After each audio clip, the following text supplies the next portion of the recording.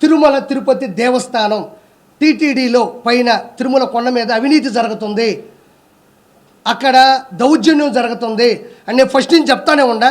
అందులో ఒక మచ్చు తునక మనం తీసుకున్నట్లయితే ఇలా చూడండి, ఇది నగిరి శాసనసభ్యురాలు పర్యాటక శాఖ మంత్రిగా కూడా చేసినటువంటి ఆర్కే రోజా. ఈవిడిది ఒక్కసారి మనం గమనించినట్లయితే చూడండి, Shrimati RK Roja member of legislative అసెంబ్లీలో 2021-11-30 20 మందికి విఐపి బ్రేక్ దర్శనాలు ఇచ్చింది. 20 మందికి విఐపి బ్రేక్ దర్శనాలు ఇచ్చింది. కావాలంటే ఒకసారి నేను ప్రింట్ తీసుకున్నా, అంటే అధికారికంగా రిలీజ్ చేసిన దాన్ని కొండ మీద నుంచి వచ్చిన ఒక పేపర్ని నేను ప్రింట్ తీసుకున్నా. మీరు మామూలుగా గూగుల్లోకి వెళ్ళి సెర్చ్ చేసినా కూడా ఇది దొరుకుతుంది. 20 మందికి M Srinivas Chakravarthy, K Ashok Goud, N Rammohan, R Lakshman Perumal, ఈయన చెన్నై అనుకుంటా. Morning VIP break darshanam on 1/12/2021 following by below names and family members. కింద ఆవిడ సంతకం పెట్టినటువంటి ఈ పేపరు. ఇంకొకటి ఏంటంటేనండి, పెద్దిరెడ్డి రామచంద్రారెడ్డి, ఈయన ఏకంగా తిరుమల తిరుపతి దేవస్థానంలో విఐపి బ్రేక్ దర్శనాల్ని 58 మందిని పంపించాడు ఒకటే రోజు. 58 మందిని ఒకే రోజు విఐపి బ్రేక్ దర్శనాన్ని పంపించినాడు. చూసుకోండి ఒకసారి, కావాలంటే ఈ డేటు కూడా చెప్తా.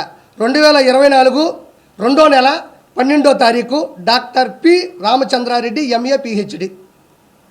చూడండి, ఆయన సంతకం కూడా పెట్టాడు. 58 మందిని కూడా పంపించినాడు. అంటే పాపం ఏ క్యాడర్ అయినా, ఏ కేటగిరీ అయినా, ఏ ఎంపీ అయినా, ఏ క్యాబినెట్ మినిస్టర్ అయినా, ఏ సెంట్రల్ మినిస్టర్ అయినా, ఏ శాసనసభ్యులైనా, ఏ గెజిటెడ్ ఆఫీసర్ అయినా, ఏ సెలబ్రిటీ అయినా, ఏ విఐపీ అయినా, అధికారులు జడ్జిలైనా, ఏదైనా కూడా టీటీడీ బోర్డులో ఒక రూల్ ఉంటుంది.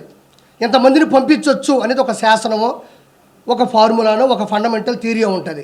వీళ్ళు అడ్డదిడ్డంగా సంబంధం లేకుండా 151 సీట్లు వచ్చిన అధికార గర్వంతో, అహంకారంతో, అధికార దుర్వినియోగంతో 58 మందిని పెద్దిరెడ్డి రామచంద్రారెడ్డి, 20 మందిని రోజా, అంటే ఒక్క రోజులో అతను 58 మందిని, ఈవిడ 20 మందిని పంపించిందంటే 151 శాసనసభ్యులు, 22 మంది ఎంపీలు, ఇంకా సెంట్రల్ మినిస్టర్లు, క్యాబినెట్ మినిస్టర్లు, అంటే ఇద్దరే ఇంతమందిని పంపిస్తే ఒక రోజులో 365 × 5 సంవత్సరాల్లో ఈ ఎంపీలు, సెంట్రల్ మినిస్టర్లు, క్యాబినెట్ మినిస్టర్లు, శాసనసభ్యులు వీళ్ళందరూ కలిసి వాళ్ళు ఒక్కొక్క లెటర్ హెడ్ మీద ఎంతమందిని పంపించుంటారని నేను అడుగుతా ఉండా.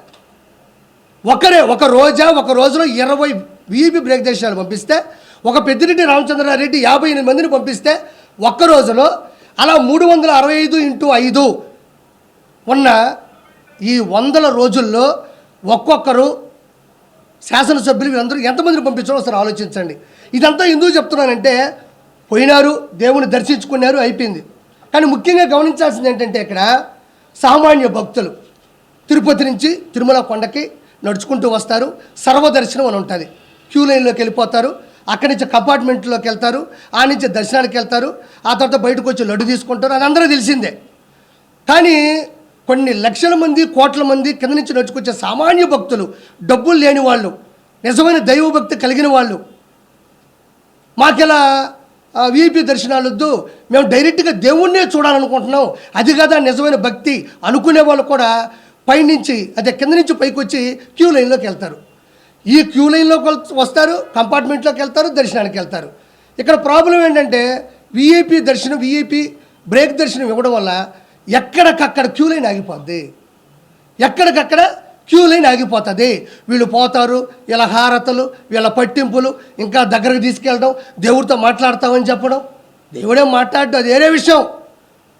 నీతి, నిజాయితీ, భక్తి, శ్రద్ధ ఉంటే దేవుడు మనకు ఆశీస్సులు ఇస్తాడు. అధికారం, అహంకారం, రౌడీయిజం, మంది మార్బలం, అక్రమ ఆస్తులు ఉంటే జగనన్న ప్రసన్నం అవుతాడు, జగనన్న కనబడతాడు, జగనన్న దర్శనం ఇస్తాడు, వెంకటేశ్వర స్వామి కాదు. భక్తి శ్రద్ధతో వెళ్తే వెంకటేశ్వర స్వామి మంచిగా ఆశీస్సులు ఇస్తాడు. ఈ విధంగా అధికార దుర్వినియోగం వెళ్తే ఆకారం ఉంటుంది తప్ప ఆశీస్సులు ఉండవు. ఈ విధంగా కొన్ని వందల మందిని వీపీ బ్రేక్ దర్శనానికి వెళ్ళి సామాన్య ప్రజలందరూ కూడా క్యూ లైన్లో ఆగిపోయినారు. వాళ్ళు కదలాలి కదా, ఇక్కడ క్యూ లైన్ కదలాలా, క్యూలోకి వెళ్తే కంపార్ట్మెంట్లకు వెళ్ళాలా, కంపార్ట్మెంట్లకు వెళ్తే దర్శనం కదలాలా, దర్శనం కదిలితే లడ్డు తీసుకోవాలా, లడ్డు తీసుకుంటే కిందకి రావాలా. వీటి వల్ల ఎంత ట్రాఫిక్ జామ్ క్యూ లైన్లో జరుగుతుంటుందో ఒకసారి ఆలోచించండి. ఎంతమంది, ఇంకో మాట చెప్తున్నా, మీరు చర్లపల్లిలో జైలు చూస్తుంటారు, చెంచులగూడలో జైలు చూస్తుంటారు, నెల్లూరులో చూస్తుంటారు, రాజమండ్రిలో చూస్తుంటారు, అండమాన్ నికోబార్లో చూస్తుంటారు. కానీ 2019 నుంచి 2024లో తిరుమల కొండ మీద జైలును చూశారా? ప్రజలు భక్తులు చూశారు. క్యూ లైన్ కూడా లోపల బానిచ్చేసి డోర్లు వేసేసి ఏమాత్రం మంచినీటి సదుపాయం లేకుండా చేయడం.